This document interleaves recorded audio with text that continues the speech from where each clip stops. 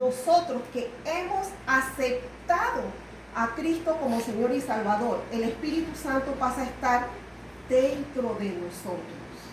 Y esa canción, esa alabanza tan bonita dice, cambiaste mi corazón.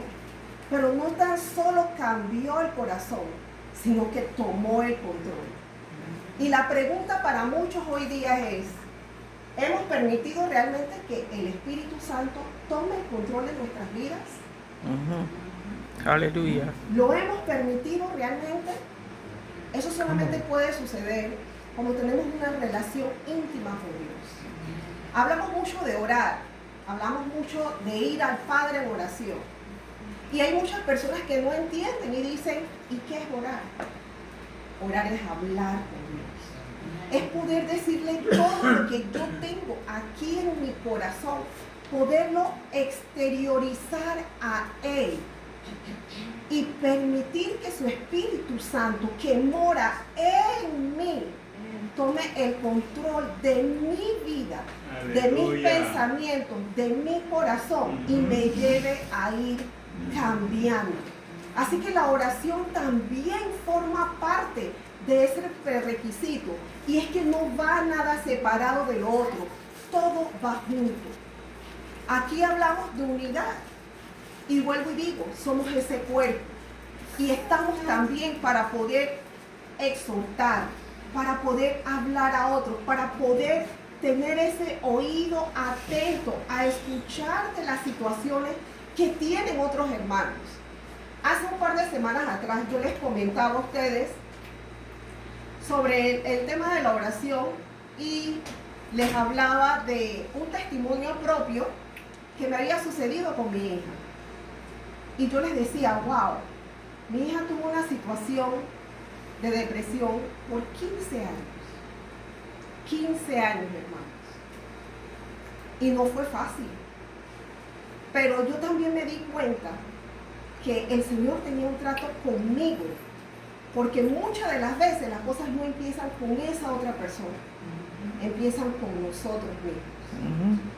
Yo era una persona súper impaciente, todo lo quería rápido, trabajaba demasiado y yo veía cosas en ella que yo decía, ¿esto qué es? Son tonterías de chiquillo. Pero después yo pude entender que el Señor necesitaba que yo cambiara, que yo empezara a dar de ese fruto, porque son 9, pero es un solo fruto, y entre ellos está la paciencia. La paciencia que muchos de nosotros no tenemos.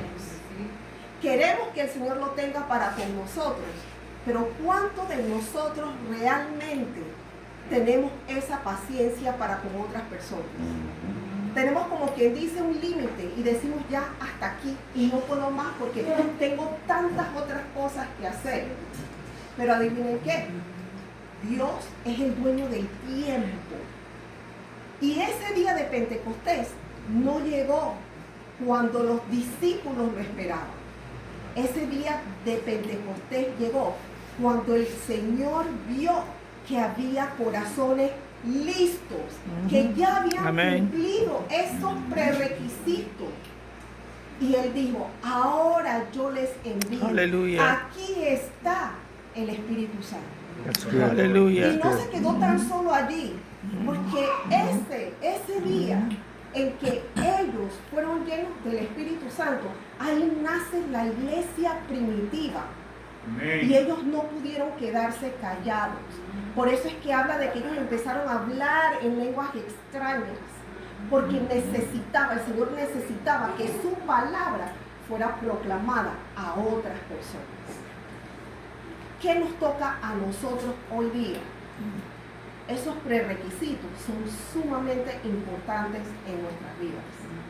La unidad en la iglesia, porque somos un solo cuerpo. Usted no ve que anda un cuerpo andando y la mano está por allá tirada, o hay una mano adolorida y todo el resto del cuerpo anda bien. No.